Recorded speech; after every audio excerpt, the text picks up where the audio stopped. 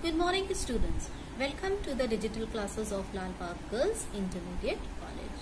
This is Ma'am Spring and this lecture of mine is for history students of class 12th.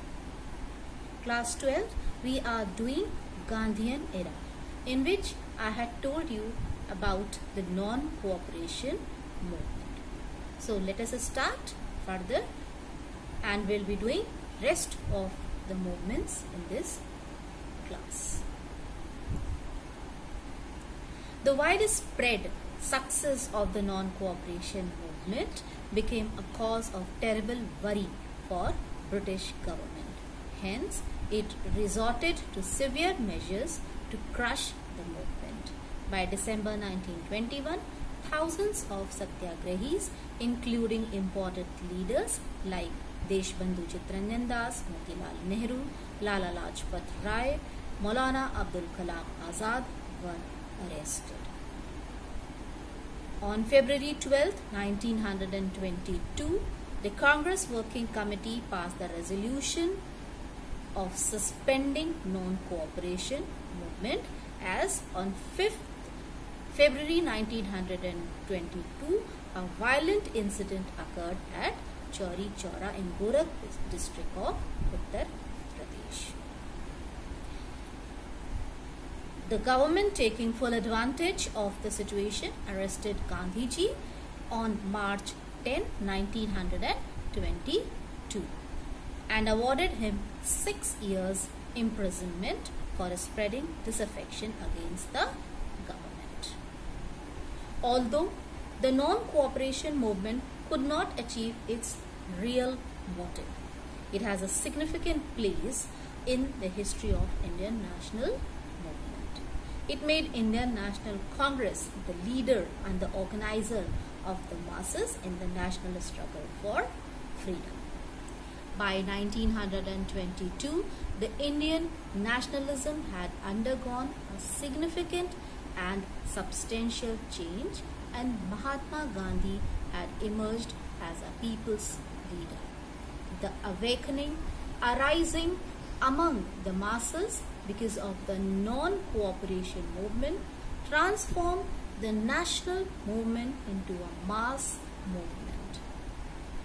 Now, the national movement was not limited to cities and to intellectuals, but had become a mass movement crossing the limits of place, class and community.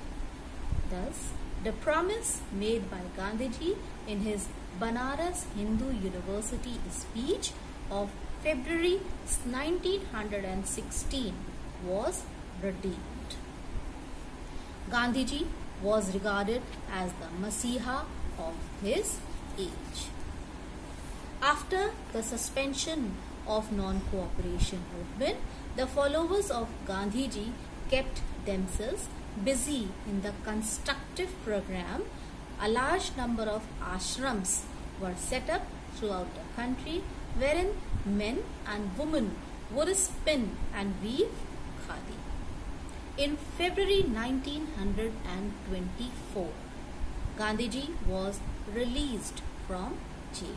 Now, he concentrated himself to the promotion of khadi, that is home-spun cloth, and the abolition of social evils such as untouchability.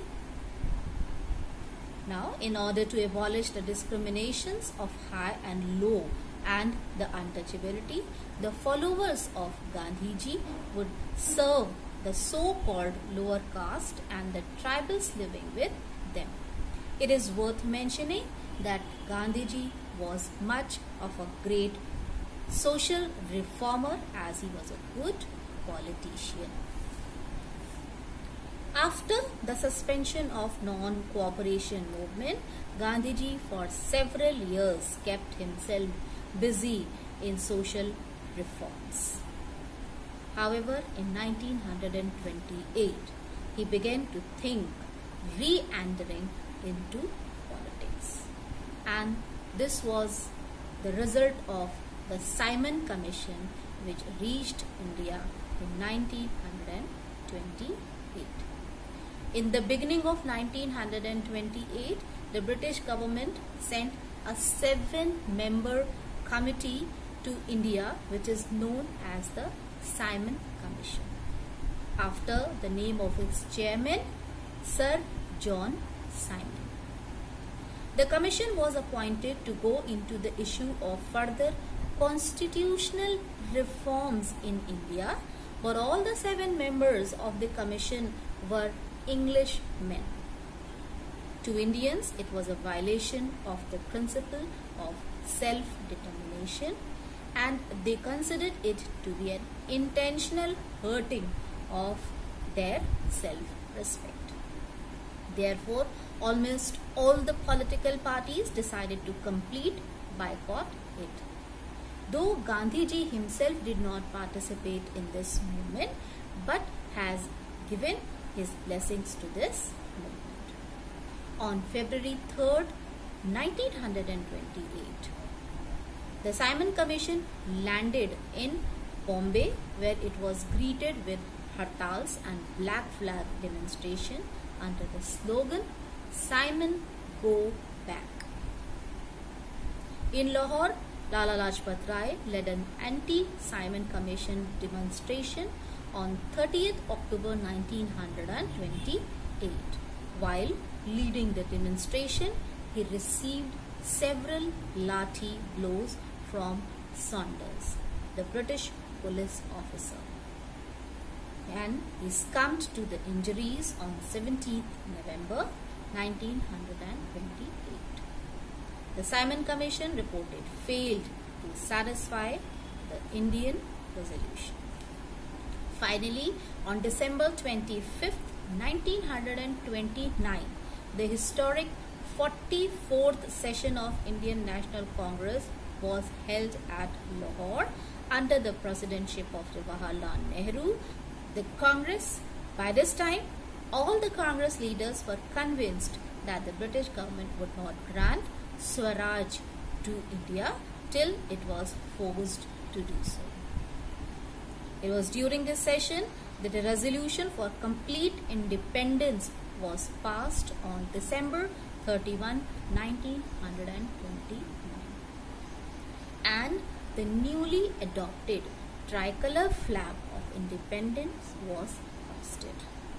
On January 26, 1930, First Independence Day was celebrated throughout the country, and Independence Day celebrations were held at different places, with the national flag being hoisted and patriotic songs were being sung. So what was the significance of this session, this Lahore session? That the election of Jawaharlal Nehru as president was a clear indication that the leadership is now in the hands of younger people.